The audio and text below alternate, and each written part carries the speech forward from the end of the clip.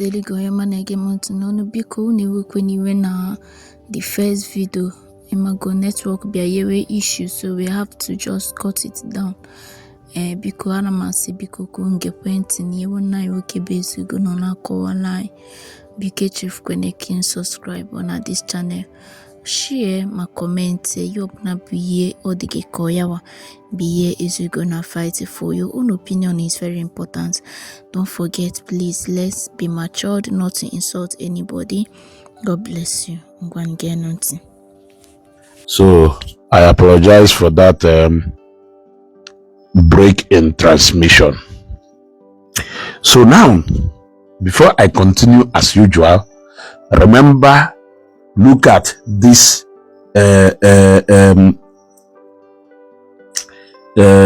the annual communication and gadgets.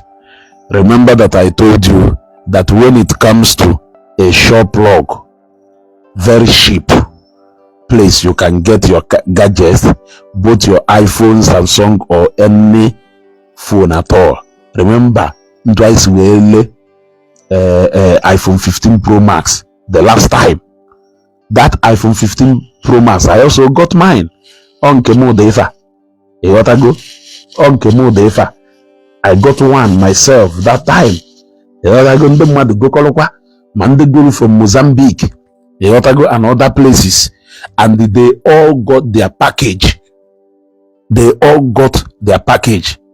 My brother G Ofu Wemelunye surprise birthday gift na Imo State. The wife received that one. Very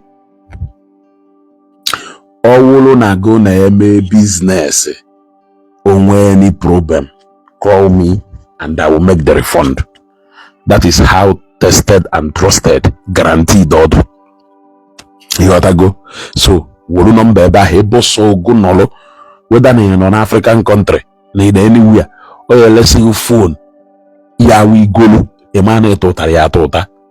Try yana kefono. Or go nature email mother surprise birthday gift or nature in mother present. Kweli go gwa feature delivered. You gotta go. So let's continue. And I'm why I am playing the role they play now this issue involving Jesus Christ of Enugu and the Father Webe and the Ndozo, and the people, some people may misunderstand my actions, that it is unchristian and that I am against or fighting Christianity. I don't know how they arrive at that. Ewotago Mundubisi Nanyelesre, I hate you with passion. Ebukobi is criminal. Ebukobi is just a lazy man using people's brain in the name of church business. Ndubisi Nanyelo. And lay your hate ego nenafia. Can you please tell me how much your hatred is worth in the market so that I can buy 1 million of it, because I can afford it? You want to go? So I don't know how ego can lay your hatred in Afia so that I can buy 1 million of it and throw it away to the evil forest. My brother, Abi, my sister, as far as Ezeugo is concerned, you don't exist to me. You are non-existence to me. You are a non-living thing. You are a non-living thing. And they to each way, you know, in fact, they miss no way as worthless as David Yahweh. You gotta go in this life. Allow chocolate every day. God, please make me not to be as worthless as David Yahweh. Make it a prayer point. Pray repeatedly every morning and every night. Before you na pula itatola no toto ina gane ifi, always pray and say, God, in this life, make me not to be as worthless as David Yahweh. You want to go? So my brother no here deliver as far as I'm concerned. You are David Yahweh to me. You ought to go, you are David, yeah, wait to me. Let us continue. You see? Now, as I was saying, imagine a guy, a man, a prophet you are looking at that know a small boy hunting you anywhere you go. I'm talking about Father Nwebe. I thought Nakiwo Reverend Father Nonguzi Alpha and Omega. How can your fellow Reverend Fathers be avoiding you na America and they born a gallo? Who are you fighting for? Are you fighting for them or you are fighting for yourself? The same thing with Jesus Christ of Enugu, Mbaka. If you think you are that powerful, why are other Reverend Fathers not aligning with you in this so-called fight? You have tried everything possible to upset them. You have tried everything possible to recruit them into this your personal vendetta in our portion, maybe Evangelist Ezeugo. But it seems like they are giving deaf ear to all your calls and everything. You got to go. To you, it is fight against Evangelist Ezeugo because no they humiliate in the Reverend Fathers and in the sisters. But why is it that those people you are trying to fight for are not even responding to you? I am curious to know. They are wise enough to know that you are speaking for yourself and you are not speaking for them. Even the medical professionals, they are wise enough to know that you are not speaking for them, but rather you want to recruit them into your personal ogo. And they are wise to read the handwriting on the wall. So when you see me come after such people, don't think, no, Ezeugo is fighting Christianity. It's one man. Or one man. Look, let me tell you, anybody who is against the message of Christ anywhere, to me, is not a Christian. Anybody who is against soul winning anywhere is not a man of God. You cannot look at a ministry like that of Evangelist Ezeugo.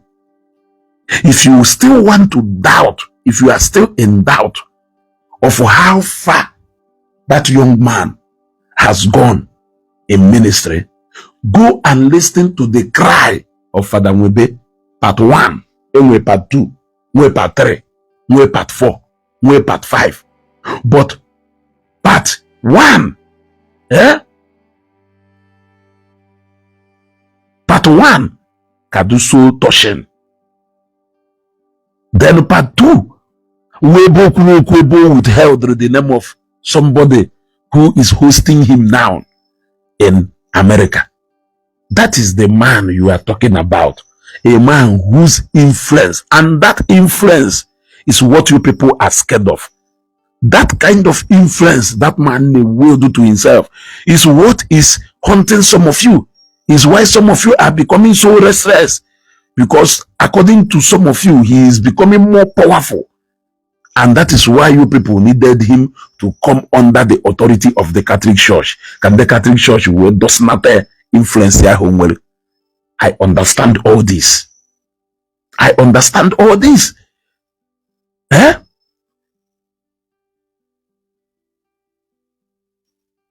Ego media, go and sleep. Go and sleep. You want to go? Go and sleep. Even looking at your profile picture, I can sense. What else do I expect you to write here? Oh, your family here regret whatever thing in a query. You want to go? Let me tell you, for as long as Father Mbaka decided that he will not sleep, that he will be restless on Evangelist Ezeugo's matter, even one nation will still get up and insult him. Go and write it. In fact, let me even make a prophecy today, even though I am not a prophet. The more he continues to talk about Evangelist Ezeugo, the more he will lose his relevance and respect. Let me tell you, have you not seen it happening? Have you not seen it happening? The more he continue to make Evangelist Ezeugo be his headache, the more he will be committing blunder with honor, and people will be insulting him. It is inevitable.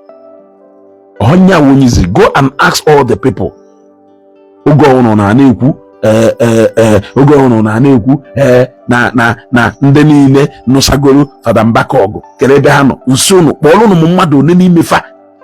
I can call you the number of all the people in this recent time who has fought Evangelist Ezeugo. Some of them, their life not in misery. They may not admit it, but you can see it very clearly that their life not in misery. Click on like and love. Share this video. Click on like and love. There are men in this men of God in this generation that you don't need to play with. Okay, for Evangelist Ezeugo, okay, for Pastor Jerry Eze, okay, for Pastor Jerry Eze, okay, for Ebube Monso, okay, for these men of God not in their youthful age, so full of life, full of strength, full of strength. Okay, those men, do not joke with them. Do not, I repeat, do not joke with. Come go do this three. Okay, my Pastor Jerry Eze. Okay, my Father Ebube Monso. Okay, my Father Okonerere. Okay, my Evangelist Ezeugo. I can call many others. These new generation men of God who are still full of life, who are still very young, very vibrant. Yeah, the energy and the speed Hajiaga is unstoppable. It's unstoppable. It's unstoppable. But I love the way he is blending. I love the way he is associating with all this. He gotta go. No envy and jealousy.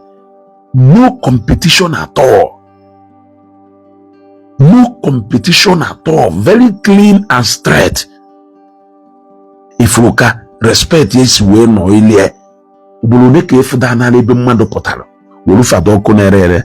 Tiye na Facebook ne ukuwenete make. Ubuluneke ifuda na lebe mwando potalo. Wo picture tiye na Facebook. The man with so much respect for himself. People respect him. When people call his name, they call his name with respect and dignity. That is what it is. How many times people with the Father Ebube Monso Odom Mirifa Bone Kepota na Febe Madono Katalo Ofa Wolu picture hati Nako if you want to Juwese, if you want to Jiwegalese. There are also so many bishops in the Catholic Church and the Anglican Church that you don't see people coming out to insult them. But to go and look at it, or Bishop Ona Kana, where Bishop Ona Suka Diocese. I don't know why you are a man of God and yet you don't believe that the God you are worshiping is a miracle working God.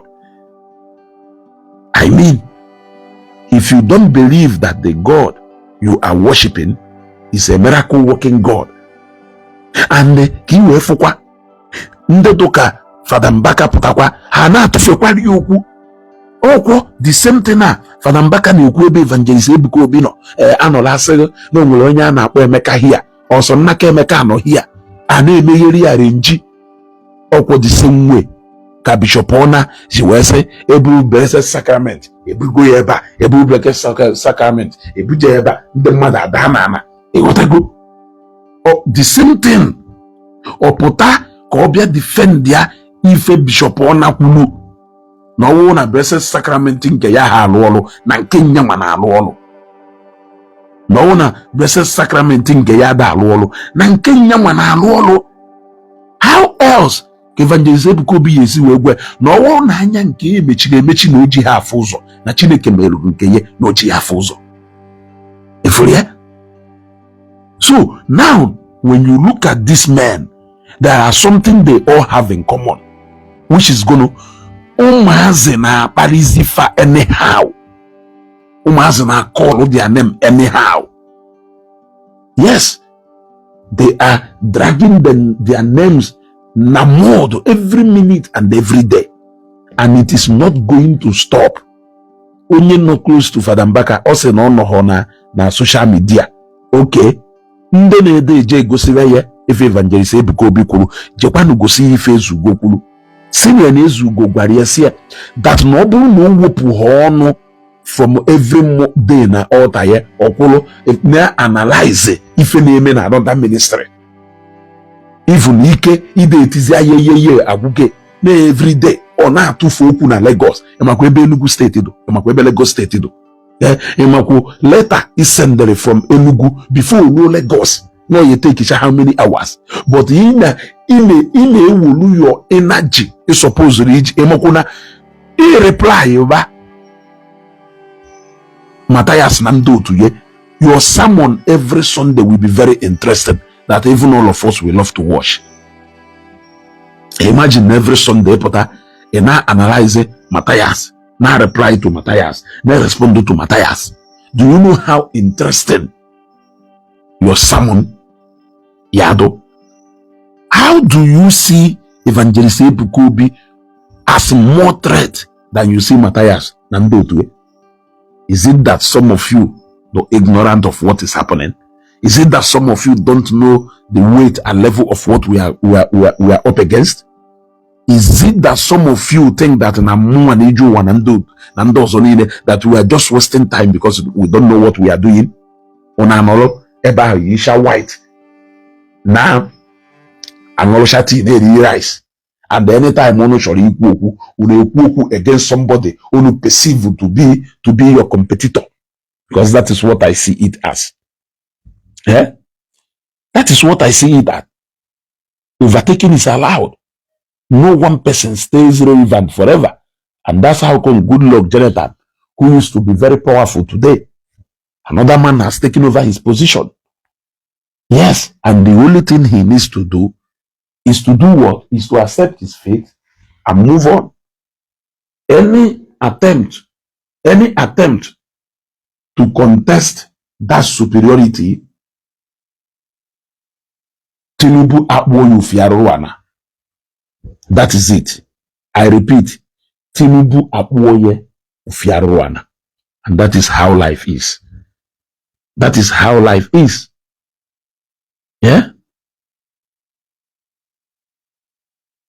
What I go is so heartbreaking that my father Nwebe ya put on a Facebook na call sacrifices Father Mbaka and other people who told you that people don't know? People see it. They put it on their social media page. It's just because Nahenyorozi the kind of relevance hangway before. It's just because another sheriff is in town and that sheriff have taken over. I mean, I repeat, watch the number of people who watch Zion prayer movement. Even Father Nwebe Joy watch Zion prayer movement. Yes, he is always glued to Zion prayer movement. Even men from adoration, they are more interested in what is happening in Zion pages than what is happening in their adoration Enugu Nigeria page. I can tell you. That is why na any pelaram evangelist Ebuka Obi kwuru, when last did you hear what Mbaka said? Mwikuku na struggle ko bring ya. In fact, it is Mwikuku now who always broadcast what Father Mbaka says to us. Minus Mwikuku, aside from people who there, nobody will even know anything Okulu. And that is why now sometimes only take even 2, 3, or 4 days.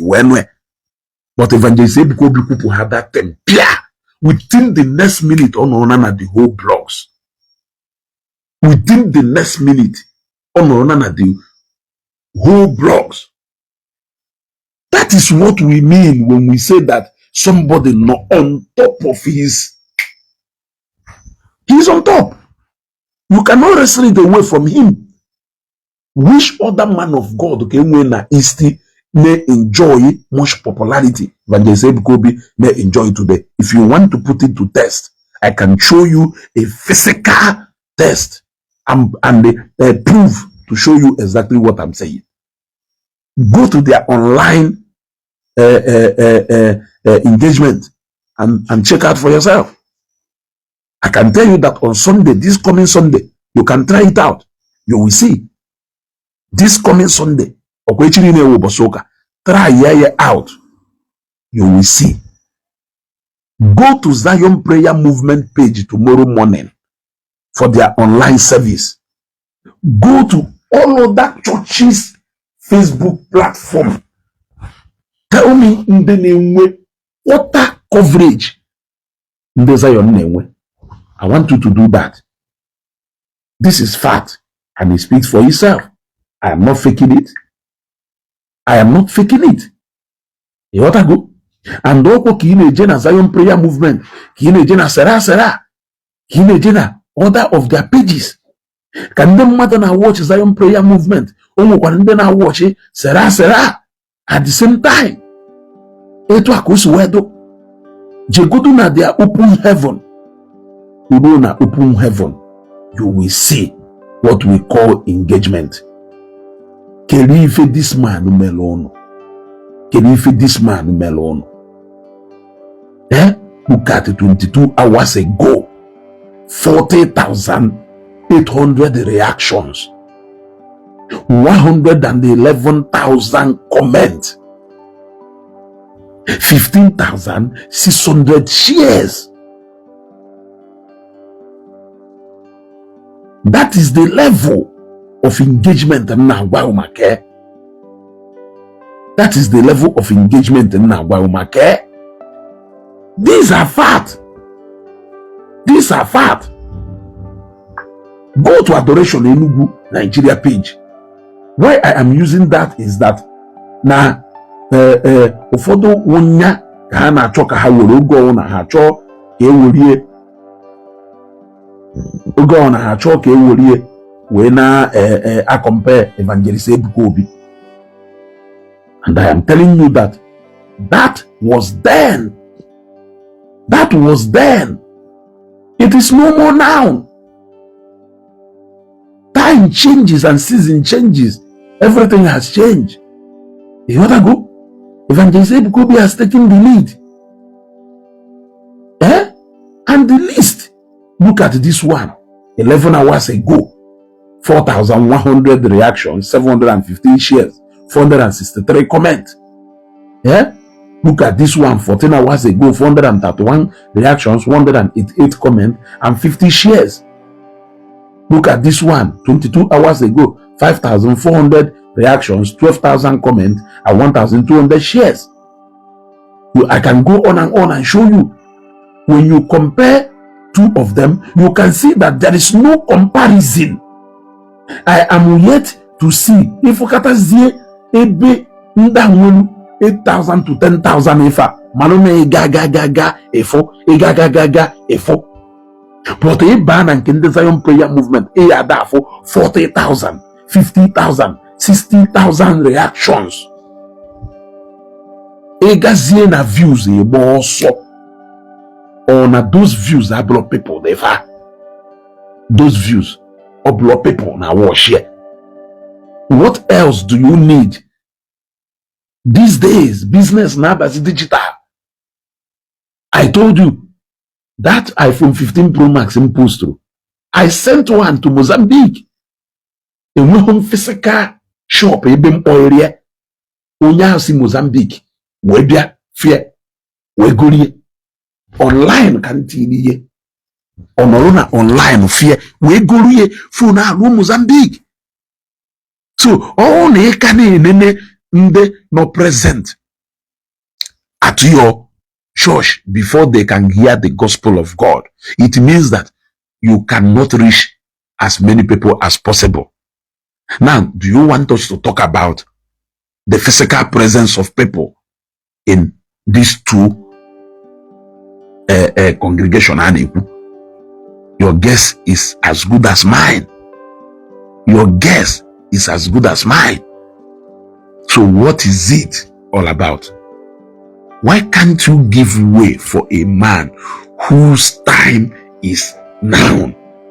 Evangelist Ezeugo will be onye for this season, onye for this generation.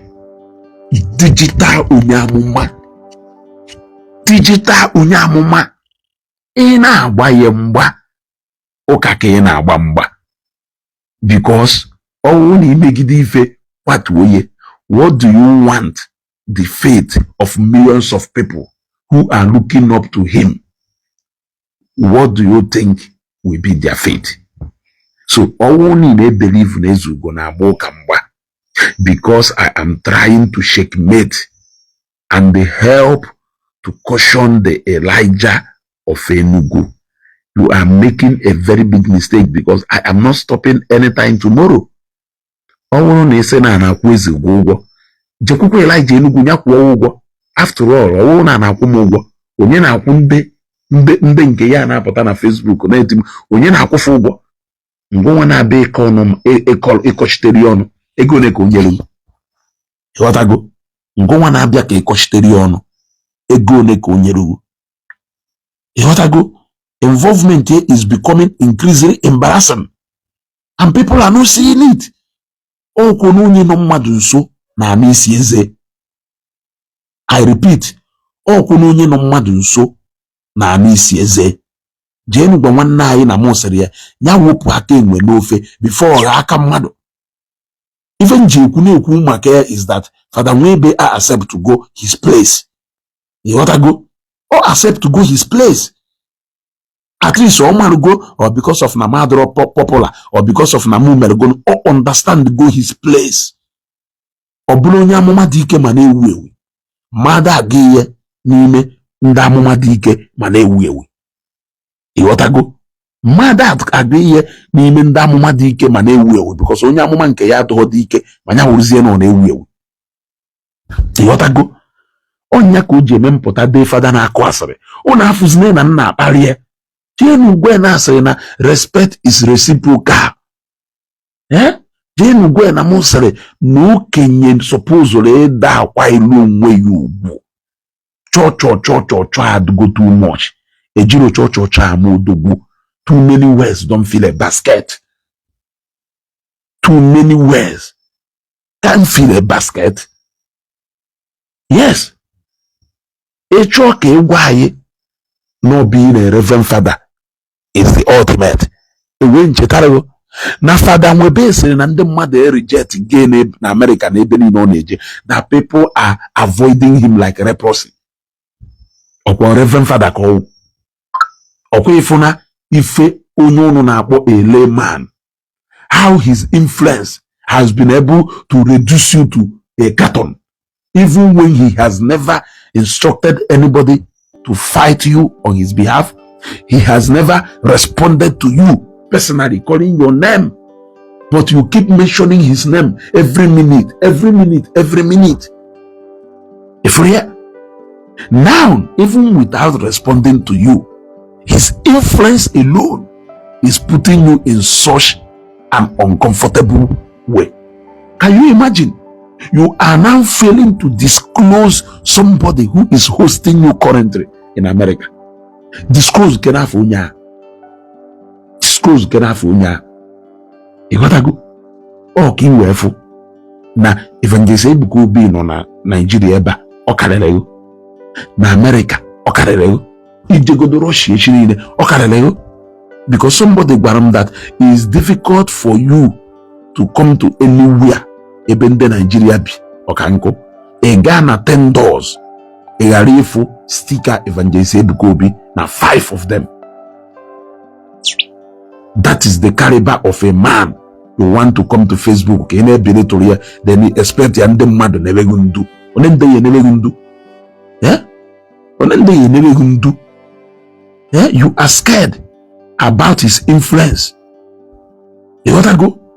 So ndena say na Ezeugo na agba okamba. I want you to understand that ebentili Matthias kameti onye owo na binili up. Say no, the ministry of Evangelist Ezeugo be casually fight. ịghọtago ife ntu mmesigwa Matthias okwu ka mmesigwa ya okwu. In fact, mma karị gbago okwu ọjọọ karịa Matthias, because na Matthias state the position ye clear and people understand where he is standing. But what of you? You want to live the life of a hypocrite. You want to live the life of a hypocrite. If you say you are a Christian, why would you ever for Christ? Yeah, your headache and your challenge. Carrier ebane glorify ya fekwensu. Carrier ebane me justice for ekwensu. Carrier ebane me noka must go. Carrier ebane ku nande pastors nandoka undohi. Carrier ebane ku nande buteroka bahi nilayeri. Why ebahaye jiawo your concern and worry? Even when those people has mentioned your name, you say that Evangelist Ezeugo be name arrange. Those people say no go what the father of all arrange. Whatever single thing you think you are accusing Evangelist Ezeugo of today, those people are accused go of that million times. By the way, why should you even be all out against Ogesho Kenjaka? What have you done to the woman who accused you that you impregnated her? How many times do you call her out? I am asking, how many allegations has people leveled against you? Do you know many things people go against you? During the time of P2B, do you know how Nigerian youth insulted and called your name out?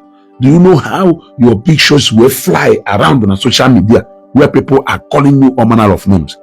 Do you care about those people? You don't care. You don't care. In all those days, if you know that you don't care, that they should continue to call your name. But in the case of Ogeshi, you continue to dig deeper because no one nacho. Why do you hunt what you can buy? If at the end of the day you find out that Naka Evangelist Ezeugo be donifeni na name, what are you going to do? Are you going to report him to your bishop? Are you going to take him to God? Or are you going to report him to the magistrate court? I am asking. So at the end of the day, why are you hunting what you can't buy? Yeah? Are you finding it difficult to understand that that guy now operating at a very high space? That is where he is operating. Level Adrozi. There is no more comparison. You don't need anybody to tell you that. With all due respect, I am telling you the honest truth. Yes, if truly what we do is to worship God. Have you seen how happy Father Okonerere that Evangelist Ezeugo made the first gathering Umeruna Ngopala Ebone Father Ebube Monso Father Okonerere drove all the way from Onsoka to Imo State, was in the hold up for almost 4 hours until he made his way into the stage. And people were happy seeing a man of God coming to support the ministry that is going on in that part of Ngopala. Except if you are saying that what Evangelist Ezeugo brought down to Imo State, even if you hate him, do you hate the development that he brought to Imo State? Father Ebube Monso sent a message and said, I would have been there if not because I am out of the country. And indeed, he was out of the country. Otherwise, he could have still been there. Kedu ife guno nya nazo? Kedu ife guno nya nazo? Ozowuru mpote edenu. Owuzukwu fuchukwu ka na efe. Owuzukwu fu alaji ka na achile efi. Why can't you use the quarter of energy in a user Evangelist Ezeugo? Use it against Matthias. Is it that your people and your media aides are not showing you videos of Matthias? Is it that you did not know when he threatened that no we family nande pastor nine nando kochukwu nine mande father nine nando kanine no onye su ka ejidere si gbuo ye gbuo ụmụ te family yoko? Is it that na ịnọrọ ya? Is it that na mgbe akụturu ọlụlụ eke ekwulu ọbịa na ịnọrọ ka Maazị Dibia sịrị na anwa akụọ ọlụlụ eke ekwulu ọbịa pam n'ụlọ ụka 10 yese weda? Is it that na ịda anụ ife niile? Is it that na ịnụ ha ụbọchị Matthias sị na ndị bishọp na ndị fada niile He said bishop and then the father. He did not even call him Kochuk Anglican.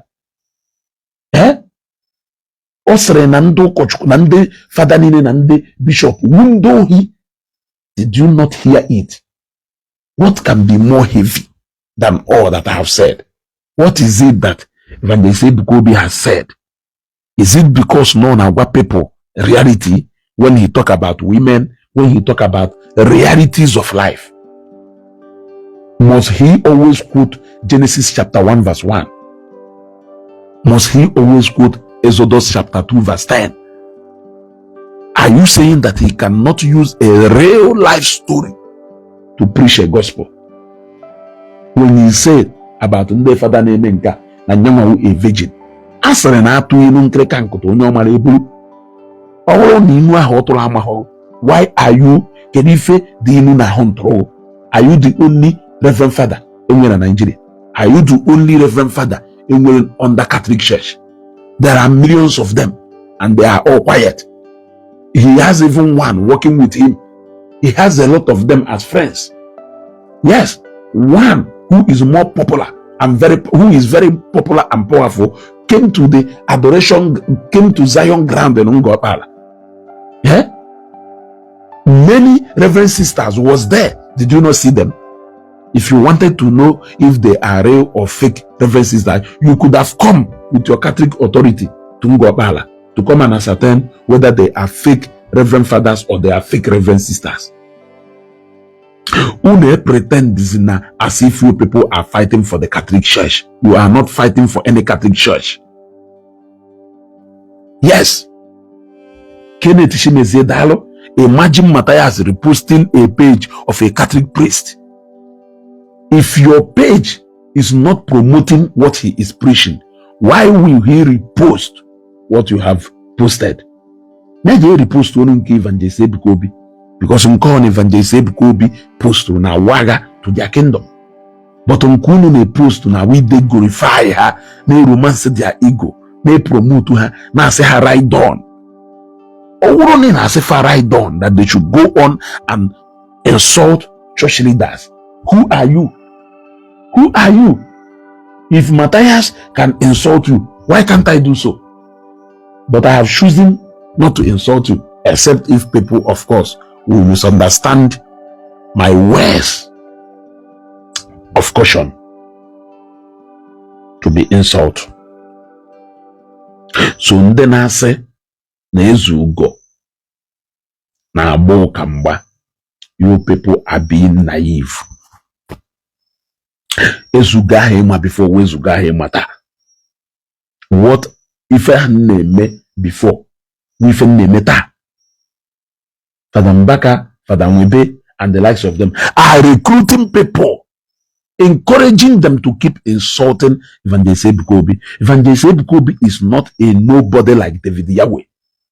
Oh no, David Yahweh can be okay. Oh, can remember. Oh, remember. You got to go. Nyangwa member, Nyangwa pastor, Nyangwa bishop, Nyangwa angels, Nyangwa chuku. Everything starts with him and ends with him. So, I want know somebody look at David Yahweh. Kina tigelo kwa. Na brunisi. Anankawo onyamuma dike manewewe. Ifa hana se na Jehovah kuloku na Jerusalem obemezo na Capernaum. Na Jehovah kuloku na Jerusalem obemezo na Capernaum. Onu Father Mwebe kọrọ na Nigeria so eweje America je na ahonto ya na apịawasị ya azụ na America. Ishe na egwuregwu ka na-egwu. Ọ na-ezugharịzi. Ma na-eziokwu. Asị dike kwala ụkwala. Egwutu ndị ilo. Ma na-eziokwu ka na-ekwu. Okwuregwu na Jerusalem je mezuo na Capernaum. Ọnụ ịkọrọ na Nigeria. Asịrị ịkọrọ na Nigeria so na briefcase. Ọkwa ifu briefcase niile ahụ. Ofu ye wa asịrị akọrọ aka uduru na o webiri ewelu America wee tọsa ya. Asịrị ahụ wee sue na America. Ịmakwu how many miles away America do from Nigeria. he still followed him there. Whoever went up your wires now no Brunozie on a Zuzi location yezo, ne Zuzi bonezo, Kandem Mado, Yare Manon Eba. Who is that man who has not even responded to you yet? Imagine what will happen when the lion finally roars. Imagine what will happen. The evangelist said, "Into aketa isi apota na choke na incite reverend fathers to go against evangelist Ebukobi. Na insult, na incite the whole Catholic community to go against evangelist Ebukobi. You even came out to advise all these reverend fathers in and our pastor or none of their mission obodo yiwo sefa ha make sure na their members adaga all these ministries because never akana awash their brain." This is all inciting the people against one man. Imagine the day evangelist Ebukobi will come out na Zion ground and make a speech just like the way you are making and try to incite people against you. That day you are gone. That day you are gone. His word is going to sound like that of a pope. You will be rejected even in the public transit. Even on your cha about taxi, you drop halfway by no pope. Imagine the day evangelist Ebukobi will come out to mention your name and talk to people the way you are mentioning his name and talking to people. That day you are finished. Your own Ezeugo. Even your Catholic bishop will reject you. Yes, even your Catholic bishop will reject you. Stop teaching us about one doctrine or not. All of us are not Catholic. I keep saying it. I don't know why it's not making sense to you people. What TB Joshua ran was Synagogue Church of All Nations. It is a church for all nations and not for a particular denomination. That was what he ran, and the wife is still running it till today. What evangelist Ebukobi is running is a prayer movement and not a church. And in that movement lies men and women from different denominations of churches. In a field, and the Catholic in a ministry, I apparego. Only Anglican apparego. In a no Anglican I apparego because okay, and Anglican and the Catholic with some kind of similarity. Only Pentecostal apparego. Oh, was the pagans are the joke. Nchanja, man, I convert her direct to that prayer movement. Ndara apparego. Oh, and the nida apparego. Nwa onye evangelist Ebukobi place na salary for life akpari ayo owo na nda akpari o ndo nyelu scholarship akpari ayo owo na ndo nyelu scholarship akpari o ndo empower na business. There are people who are always on a standby to respond to you because he doesn't have time. He doesn't have time to respond to anybody. Imagine the kind of time and the energy Father Mbaka will in on adoration ground every day. Let's send the words to evangelist Ebukobi. Imagine the kind of time Ebukobi when such time. We go on free now. Look at who's Boland and Soka. He was in a hurry.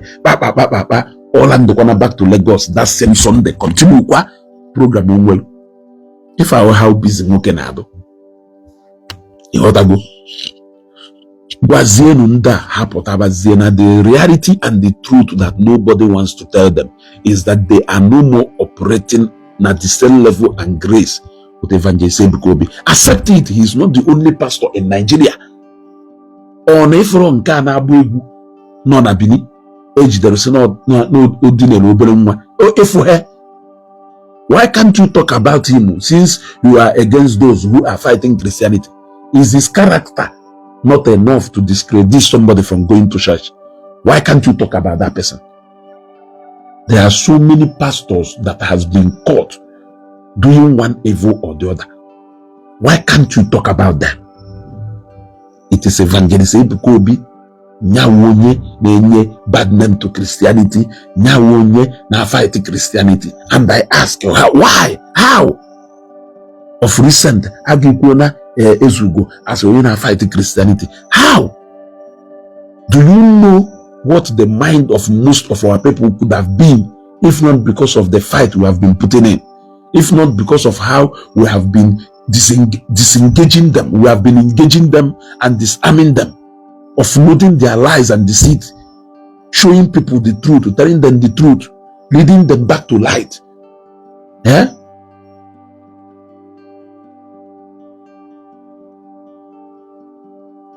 Eh?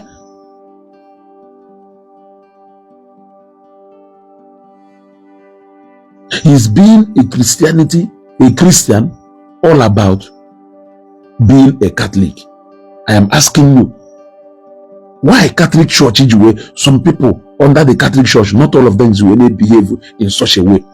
I repeat, you can never hear such thing in an Anglican church, Methodist, any other church at all. It is only Catholic. Why do you so much want to put these people under your control, so that you can be regulating them and manipulating them? If they cannot speak freely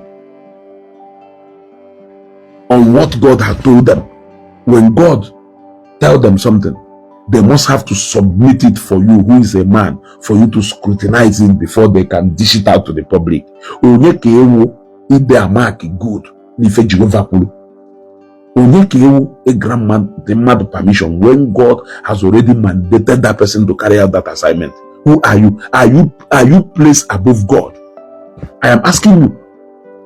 As a no Chineke weze and a pesala ogu, uwejuo kenunye ngwawu oyeju Chineke zie madozi, or they seek their permission from you before they will carry out an assignment being given to them by God. I am asking you a question. So which kind of influence do you want to be exercising over these people? That is why some of them died with their gift. It never manifested any day because of the so much interference from the Catholic hierarchy. Can you finish safer? Or also can wait evangelist go be under control? Can we checkmate activities? Can we need that control over resources and funds? Okonya ni sokunina ugo na Father Mbaka na aba ugo na yana bishop anano. Father Okunere the other day threatened that Nobolo na Amarifa is going to leave the church if the church doesn't want him. That is what you people want to subject evangelist Ebukobi to. That is it. Also no uveji happen here. After all, no Mbaka na Ostaro. Mbe Father Nina no Enugu diocese. Buputa Holy Sacrament. Onye mara na umetu bụ nwaanyị aka ya ji ebu Holy Sacrament. Akọrọ ya akụkọ sai na ọsọsọ Father Mbaka bụ Holy Sacrament ya. There are so many things. The only thing now is that evangelist go be portal outrun nuzie Father Mbaka. People now know less about Father Mbaka. Yes. People now know less about him. It is not enough to make you to be upset. It is not enough to make you to be mischievous. You got to go. If you believe that your members and your followers do gathered enough to talk to Evangelist Ebukobi, I want you to know that we are also capable enough to respond to you. Tomorrow is Sunday. The ancho communication and gadget. Obolo ni inye ego. Ke wotala phone or where you know what our phone now, hold me responsible. I will make a refund. Okadi Hetwa, very trusted and reliable, very cheapest, and they can deliver to anywhere you are. A bobone nona, they will deliver to you 100% clean. You want to go? So you can DM them if you want to surprise somebody with a phone. They will even deliver it to the doorstep of that person. Kabania Malaima. You got to go. Kabania Malaima. Hapono the defender. The defender. Obi will continue to be a boy. Obi anankege sayo. And so what? Have I not told you? Jane name many people about Gafa boy today. For the name ha outgrown Goga. If Oga ye may win or may resume. No one has Runyana Ika. Go on or not choke oppress you now. Case subdue ye. They even went and dig out a video evangelist Ezeugo when he was also fighting and standing with Father Mbaka just to reciprocate in Kenyama media during his own time. Because the same persecution evangelist Ezeugo na pass then na Catholic Diocese of Lagos. Because the same persecution Mbaka na pass through na Catholic Diocese of Enugu. The same thing what if a DJ etu akesi abahancha ni nota ana abage na aba another person. Ana do one person and I do another person. It shall let evangelist Ezeugo because on a HK and I don't HK. It shall continue over your boy or not over or if it shall not Ezeugo no bugo extra large. Kabani amala emma.